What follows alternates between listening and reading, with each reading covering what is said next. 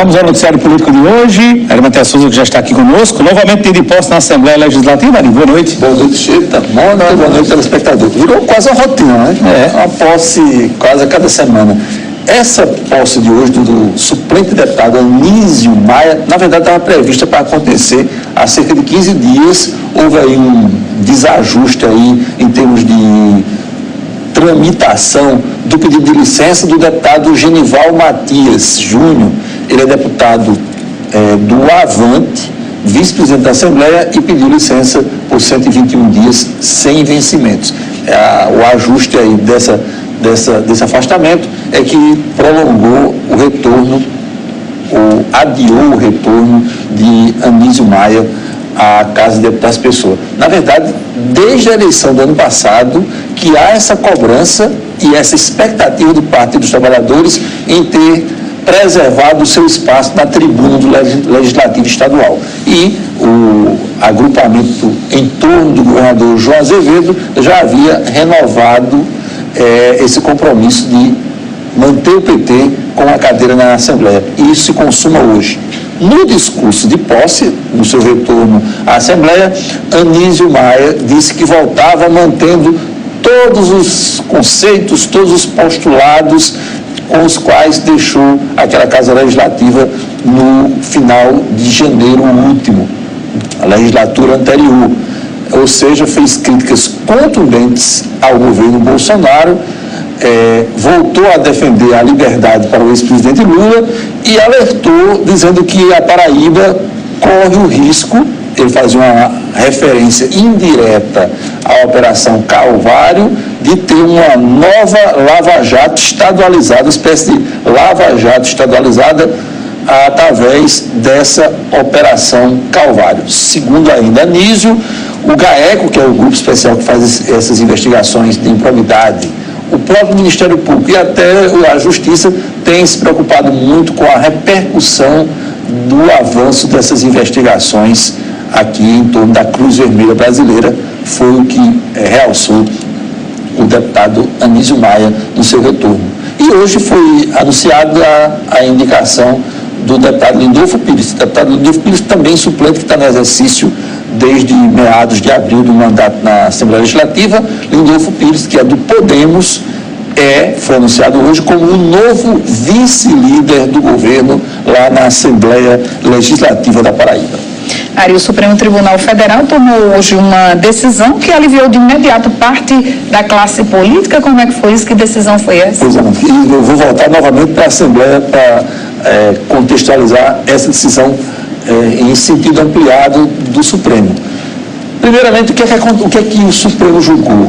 O Supremo julgou algumas leis estaduais, entre as quais, no Rio de Janeiro, leis que davam poderes às Assembleias Legislativas de revogarem prisões cautelares, ou seja, prisões feitas ao longo de investigações ainda não conclusas de deputados estaduais. E é bom lembrar que o Rio de Janeiro teve um escândalo há poucos anos com vários deputados estaduais que acabaram sendo presos e passaram uma boa temporada presos no Rio de Janeiro, inclusive o então presidente da Assembleia, o Jorge Pisciani, o envolvimento com a questão das empresas de transporte coletivo do Rio de Janeiro. Pois bem, então o Supremo julgou se as Assembleias podiam ou não, reproduzindo o que já acontece no Congresso Nacional, revogar prisões cautelares decretadas pelo Judiciário. E por 6 votos a 5, com o voto de Minerva, do presidente Dias Toffoli, o Supremo entendeu que sim, assim como ao Congresso Nacional, prisões cautelares podem ser revogadas pelas Assembleias Legislativas.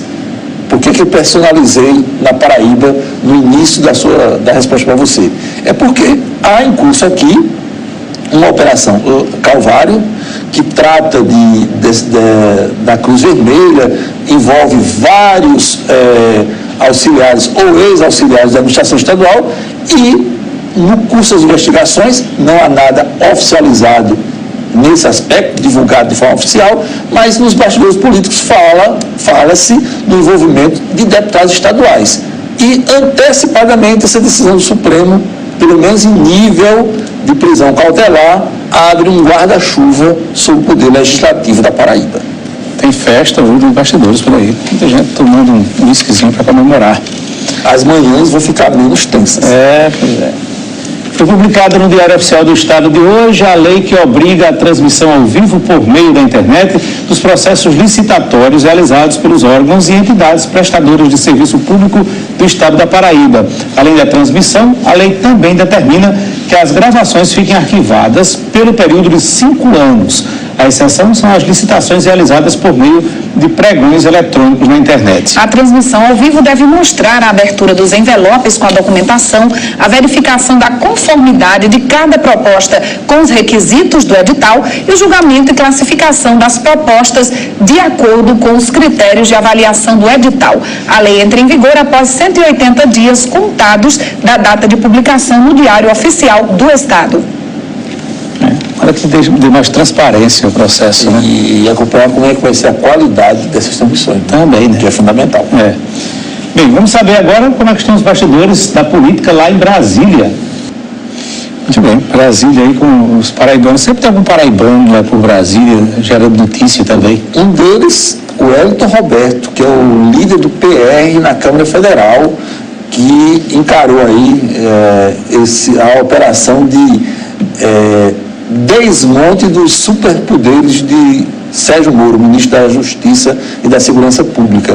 E o centro disso é o COAF, que é o Conselho de Controle da Movimentação Financeira, que está no âmbito do Ministério da Justiça, e a grande pressão dos deputados para que volte para o âmbito do Ministério da Economia. Mas por que o político tem tanto medo desse COAF, hein? É porque ele registra toda a movimentação financeira. E sempre que há algo atípico, ele informa a autoridade judiciária. E isso no Ministério da Economia talvez não tenha tanto rigor e precisão nesse monitoramento. Então, é o pente fino de tudo que a transação que passa pelas instituições financeiras. Explicado. Falar em instituições financeiras, o Banco Central hoje, através do Copom, manteve pela 9ª vez consecutiva a taxa de juros de 6,5% ao ano. Parece real essa taxa de 6,5% ao ano, mas essa taxa do Copom, que é o Comitê de Política Monetária do Banco Central, ela serve de piso para a economia. Ou seja, quando o governo diz que a taxa vai ficar em 6,5%, a taxa do Copom, ele quer dizer que assegura aos bancos, pelo menos, aos bancos ou aos investidores, pelo menos a remuneração nesse patamar. Por isso que ele serve de piso para as demais taxas de juros. E foi novamente adiada hoje, no Congresso Nacional, numa de suas comissões, a votação de uma medida provisória que foi batizada de MP do Pente Fino INSS. O que é que essa medida provisória tem tão polêmica? Porque ela, entre os seus itens, está a mudança na comprovação do tempo de serviço para trabalhadores rurais.